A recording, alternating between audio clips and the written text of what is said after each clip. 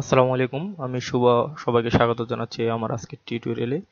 আজকে আমি দেখাবো HTML এর সিলেক্ট ট্যাগকে কিভাবে কাস্টমাইজ করতে হয়। তো নরমালি আপনি যখন সিলেক্ট ট্যাগটাকে নরমালি নেবেন তখন এটাকে কাস্টমাইজ করতে অনেক ঝামেলা হয়। তো আমি এটা নাইস সিলেক্ট নামক একটা নাইস jQuery প্লাগইন দিয়ে আমি এটা কাস্টমাইজ করে দেখাবো। তো চলুন শুরু করা যাক। তো প্রথমে আমি আমার index.html ফাইলটাকে ব্র্যাকেটস ওপেন করলাম। তো এখানে আমি কিছু বেসিক কোড লিখলাম আর আমার উপরে এগুলো হচ্ছে আমার কুইক স্টার্ট প্যাকের কিছু কোড।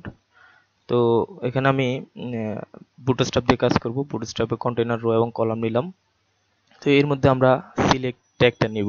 তো সিলেক্ট ট্যাগ নেওয়ার জন্য প্রথমে আপনাকে একটা স্প্যান নিতে হবে। স্প্যানের ভিতরে আপনাকে সিলেক্ট ট্যাগটা নিতে হবে, তাহলে আপনাকে সহজেই আপনি কাস্টমাইজ করতে পারবেন। তো চলুন শুরু করি। তো আমি একটা স্প্যান নিলাম, স্প্যানের একটা ক্লাস দিতে হবে।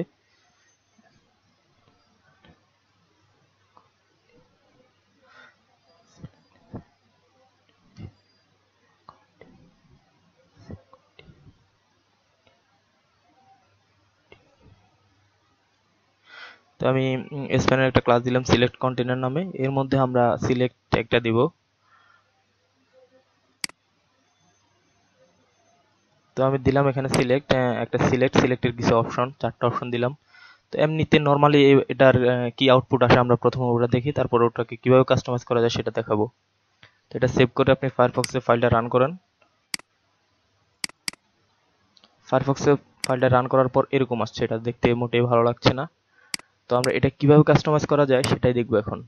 এটা কাস্টমাইজ করতে হলে আপনাকে একটা jQuery প্লাগইন লাগবে। নাইস সিলেক্ট নামে একটা jQuery প্লাগইন গুগলে সার্চ করলে চলে আসবে এটা। প্রথম যে লিঙ্কটা এটাতে ক্লিক করবেন। ক্লিক করার পর আপনাকে এখান থেকে ডাউনলোড করে নিতে হবে। এটা কিছুই না, শুধু একটা CSS এবং একটা JS ফাইল। এটা ডাউনলোড করে নেবেন। আমার যেহেতু ডাউনলোড করাই আছে আমি আর ডাউনলোড করছি না। তো এখানে নাইস সিলেক্টে প্লাগইনটাতে যাবেন, গিয়ে CSS এ গিয়ে নাইস সিলেক্ট CSS টা কপি করে নেবেন। কপি করে আপনার প্রজেক্ট ফাইলের CSS এ পেস্ট করে দিবেন। তারপর আছে এখানে JS ফাইল লাগবে একটা, jQuery নাইস সিলেক্ট JS এটা নেবেন, কিংবা আপনি মিন JS যেটা ওটাও নিতে পারেন। তো আমি মিনটাই নিচ্ছি, মিনিফাইড যেটা ওটা নিচ্ছি। কপি করে আপনার প্রজেক্ট ফাইলের JS এ দিয়ে দিবেন এটা। তো দিয়ে দেওয়ার পর এখানে এগুলা index.html কল করে দিতে হবে। তো আমি প্রথমে এটা JS ফাইলটা কল করে দেই।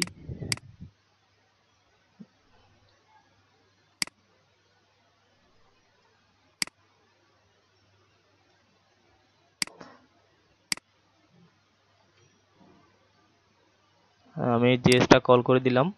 এখন আপনাকে CSS টা কল করতে হবে।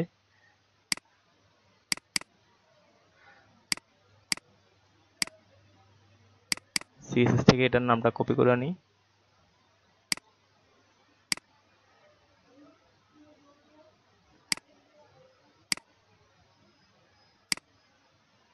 CSS টা আমার উপরে আছে, তো উপরে আমি এটা কল করে দেই।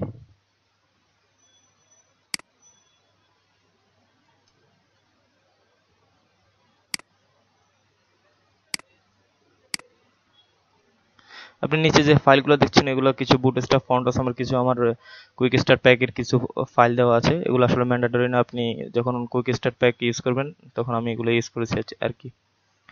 তো এবার আমরা দেখি আর কি করতে হবে। তারপর আপনাকে এখানে ছোট্ট একটা কোড আছে যেটা আপনাকে মেইন জেসে কল করে দিতে হবে। তো কোডটা আপনি কোথায় পাবেন? এখানে নাই সিলেক্টেড যে ওয়েবসাইটটা আমি দেখিয়েছি ওটাতে গেলেই পাবেন। এই যে এই কোডটা, এটা এখান থেকে কপি করে নিতে হবে। আচ্ছা, কোনো কারণে কপি হচ্ছে না, আমি দেখছি। তো আমরা এটা ফাংশনটা কপি করে এনে এখান থেকে আপনার মেইন জেসে দিয়ে দিবেন। মেইন জেসে ফাংশনটা এখানে পেস্ট করে দিলাম আমি ডকুমেন্ট রেডি ফাংশনের মধ্যে। এটা সেভ দিলাম, ইন্ডেক্সটা সেভ দিলাম। সেভ দেওয়ার পর এখন একটা রিফ্রেশ দিয়ে দেখি কি হয়।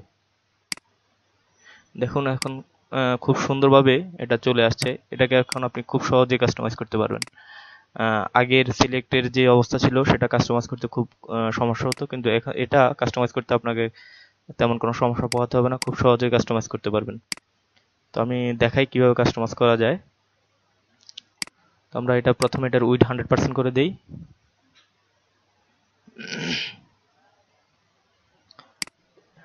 এটার স্প্যান যেটা আছে সিলেক্ট কন্টেনার নামে, ওটাকে আমরা উইথ 100% করে দেব।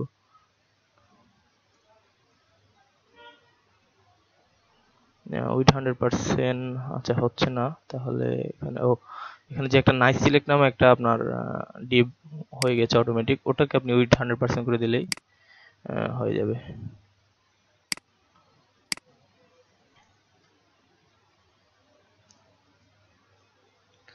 উইথ 100% করে দিলাম।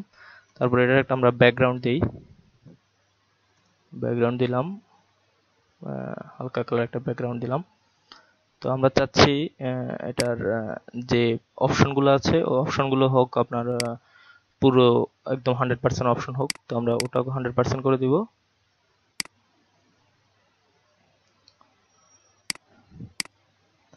নাইস সিলেক্টের ভিতরে যে অপশন আছে,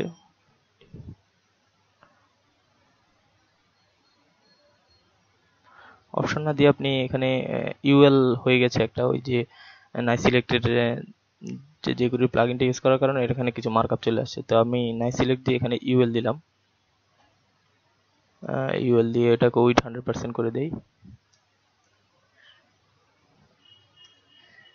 এখন দেখি কি হয়। এখন দেখেন আপনার যে অপশনগুলো আছে, এই অপশনগুলো আপনার উইথ 100% হয়ে গেছে। এটার যে বর্ডারটা আছে, এই বর্ডারটা দেখতে খারাপ লাগছে, তো আমরা এটা চেঞ্জ করে দিব।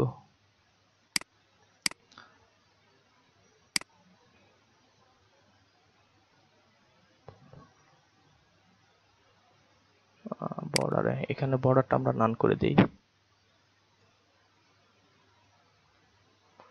বর্ডার নান। তো এইভাবে খুব সহজে আপনি নাইস সিলেক্ট ইউজ করে এটা করতে পারেন। তো আমরা এখানে এখন আমরা যে সিএসএস গুলো লিখলাম, ওগুলো এখন আমাদের মেইন সিএসএস এ সেভ করে নেই।